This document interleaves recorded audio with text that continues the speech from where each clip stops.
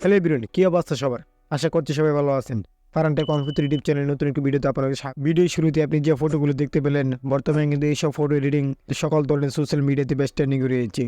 তাই আজকের এই ভিডিওতে ছোট্ট একটা অ্যাপের মাধ্যমে কীভাবে এইসব ফটো এডিট করবেন সেই প্রসেস দেখাবো আজকের এই ভিডিওতে। অলরাইট গাইস, আজকের এই ভিডিওতে ফটো এডিট করার জন্য সুইচলাইট নামে ছোট্ট একটা অ্যাপ ব্যবহার করবো।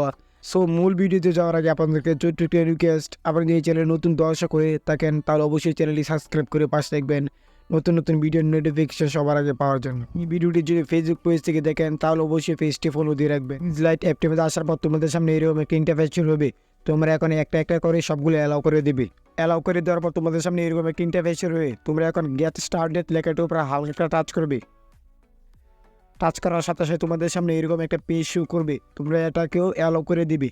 অ্যালাউ করে দেওয়ার পর তোমাদের সামনে তোমাদের গ্যালারি সবগুলো ফটো এখানে শো করবে। তোমরা এখন যে ফটোটি এডিট করবে সেই ফটোটি এখান থেকে ইনপুট করে নেবে। তার জন্য ফটো উপরে হালকা টাচ করবে। টাচ করার সাথে সাথে তোমাদের সামনে এরকম একটা ইন্টারফেস শুরবে।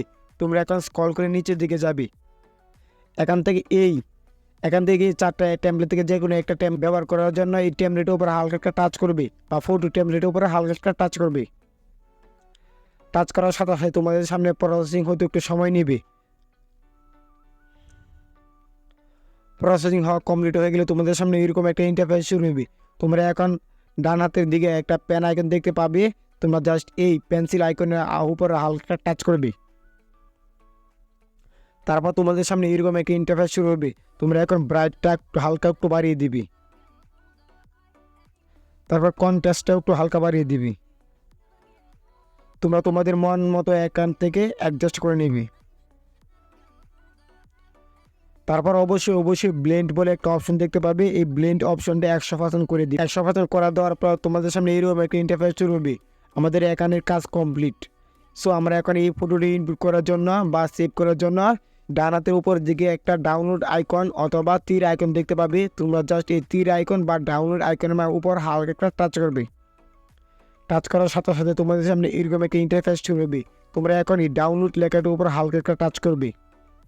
তারপর এই ফটোটি তোমাদের গ্যালারিতে শো করবে। আমরা এখন গ্যালারিতে ক্লিক করব। আসার পর তোমরা এখন এডিট করা ফটোটি সিলেক্ট করে নেবে। সিলেক্ট করার পর এখানে তোমরা এডিট বলে একটা অপশন দেখতে পাবে। তোমরা জাস্ট এই এডিটের উপর হালকা একটা টাচ করবে। তারপর তোমাদের সামনে এরকম একটা ইন্টারফেস শুরু হবে। তোমরা এখান থেকে ক্রপ বলে একটা অপশন দেখতে পাবে। এই ক্রপ লেখাটার উপর হালকা টাচ করবে। তোমরা এখান থেকে লাইট ক্রোমের যে লোগোটা দেখতে পাবে এই লোগোটা ক্রপ করে নেবে। আমরা এই সেভ বা ডাইন আইকনে হালকা টাচ করব। তারপর আমাদের অটোমেটিক এটা সেভ হয়ে যাবে। সো এই ছিল আজকের ভিডিওটি ভালো লাগলে অবশ্যই একটা লাইক এবং পাশে বেল আইকনটি বাজিয়ে রাখবেন।